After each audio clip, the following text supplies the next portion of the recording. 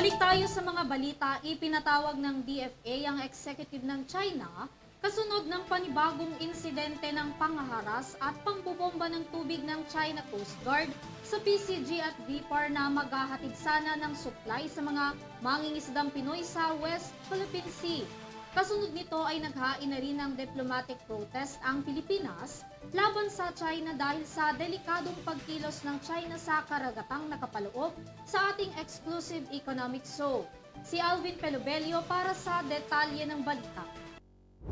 Ipinatawag ng Department of Foreign Affairs sa Deputy Chief of Mission Xu Ziyong ng Embahada ng China sa Pilipinas kaugnay ng pinakabagong pambobomba ng water cannon ng Chinese Coast Guard sa Scarborough Shoal o mas kilala bilang Bajo de Masinloc.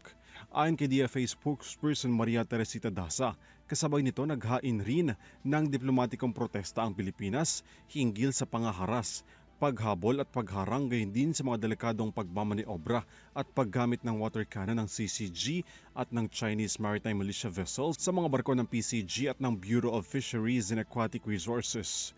Inatasan din ng DFA ang mga barko ng China na lisanin na ang Bajo de Masinloc at ang vicinity ng Scarborough Shoal. Nagtamo ng matinding pinsala at nasira ang mga barko ng PCG at ng BFAR dulot ng mapanganib na pambobomba ng water cannon ng mga barko ng China.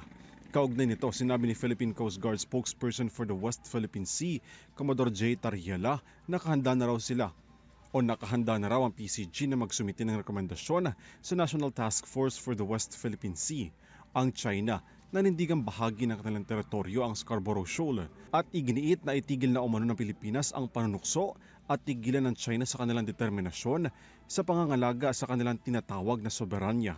Sa bisa ng desisyon ng Permanent Court of Arbitration noong July 12, 2016, iginawad ang bahagi ng karagatan bilang bahagi ng EEZ o Exclusive Economic Zone ng Pilipinas. Ngayong taong 2024, umabot na sa 20 diplomatikong protesta ang inihain ng DFA laban sa China. Sa kabuuan, as of April 30, 2024, nasa 153 na diplomatic protest na rin ang naihain ng Pilipinas sa ilalim ng administrasyon ni Pangulong Ferdinand Marcos Jr. Para sa EuroTV News, Alvin Pelobelio sumasaludo sa bawat Pilipino.